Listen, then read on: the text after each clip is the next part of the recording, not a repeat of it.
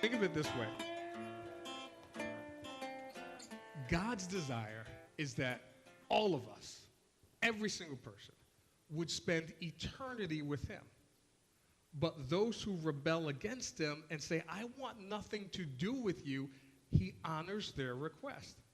And there are people that say, well, what kind of God would create humanity knowing they're going to rebel? How many people have kids? Okay? Put your hand down. Don't raise your hand on this question because it might go wrong. But would you still have kids knowing how they have turned out? Okay. I mean, not every child of ours does everything. How many people have a child that does everything you say the way you want it? Yeah. I mean, that's not the reality.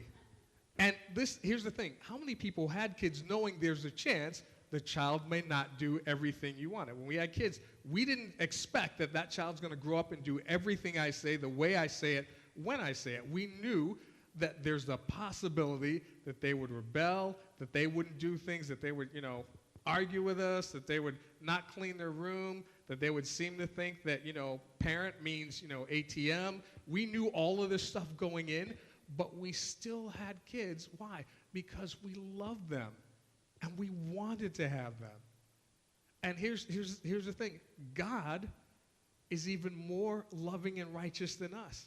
So even though he knew, here's the possibility that humanity is going to rebel, he still created a place for all of humanity to spend eternity with him. So God's desire is that all of us would spend all of humanity with him. And here's the thing, those people that say, no, I don't want to, if I say, you know what, I don't believe in this God. I want nothing to do with this make-up, make-believe, magic mumbo-jumbo God that all you Christians believe in. God's not going to kidnap me and force me to spend eternity with him. And that's kidnapping. Right? I mean, God's not going to, go and say, hey, you know what, have me kicking at the walls of the kingdom. Let me out, let me out, let me out. I don't want to be in heaven with you, God.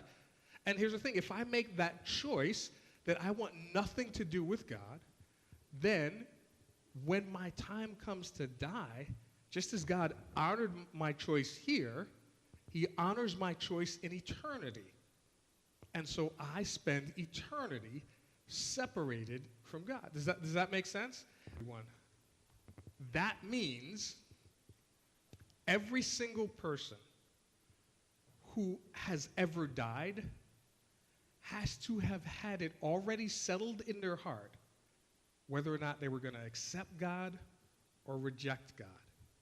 There's only two places to go. You go to heaven with God, or you go to hell separated from God. All by our choice, not by God's pushing us in or beating us in or forcing us in, all by our choice. Right? And Jesus says that, hey, that there's no way to go from one to the other. You can't go to heaven and say, hey, you know what? There's too much happy, happy, joy, joy. I cannot stand one more verse of kumbaya. Let me go to hell. Or you can't go to hell and say, oh, it's getting hot in here, and let me move over to heaven. God honors your choice. So that means, think about this. Every single person who has ever died had to already have had it settled in their heart either to accept God or reject God. Even if they never spoke it to me. When my mom passed, I wasn't a Christian yet, so we had never really had a conversation about God and about whether she knew him or loved him. And by the time that she passed, I was just getting my feet into Christianity, trying to understand that. I have no idea whether she accepted God or rejected God.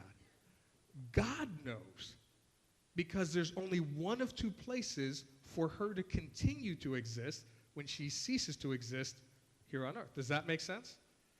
And in the case of children, or in the case of people who don't have the mental capacity for whatever reason to make a decision, about God, do I accept him or reject him, then God sticks to his original plan. The default is, if they are a child or they don't have the mental capacity, then I am going to bring them into eternity with me in heaven.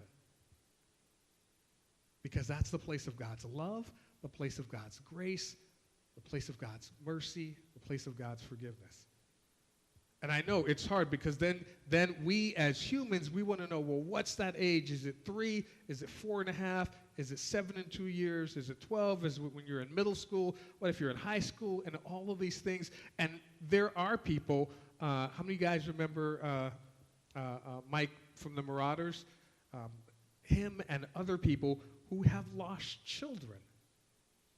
Some teenagers, some young, some infants.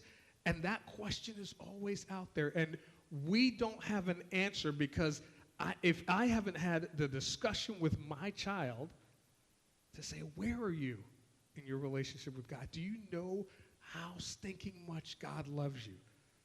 Do you know that he literally shook the fabric of time and science to enter into our reality and give his life for you? If we don't have that conversation, then yeah, we're kind of hurt. And I feel bad every now and then when I start thinking about my mom or something reminds me of her. I will usually end on this thought: I wish I had that assurance that I will see her again. I might, but I never had that conversation with her. And that's one of the reasons why it is so important that we talk to people about Jesus and what he did for us.